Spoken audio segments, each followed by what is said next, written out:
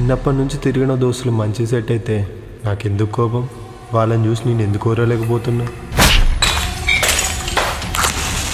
ఇట్లనే ఏడ్చుకుంటూ ఉంటే ముందు ముందు ఇంకా నేను ఎట్లా తయారవుతాను? ఒక్కరోజులో నెల జీతం కొట్టచ్చు. తర్వాత పుట్టే పిల్లల్ని ఎట్లా చూసుకుంటానో, వాళ్ళు ఇంకెట్లా తయారవుతారో. అరే పోరడా, రూపాయి తక్కువైనా గానీ నీ అయ్యని ఇంట్లోనే నరికి బొంద పెడతా బిడ్డ.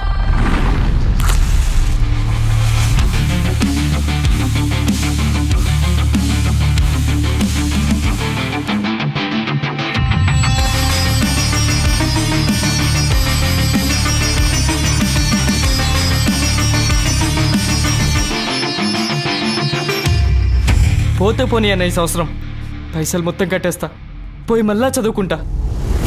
I hope he will be successful and make his parents proud. I wish the same, but మంచిగా అయిన దోస్తుగా నువ్వుతూనే నువ్వు ఇట్లయితే ఇక నీకన్నా సెటిల్ అయిన అన్నలో తమ్ముడు ఉండుంటే నువ్వేమవుతున్నావు?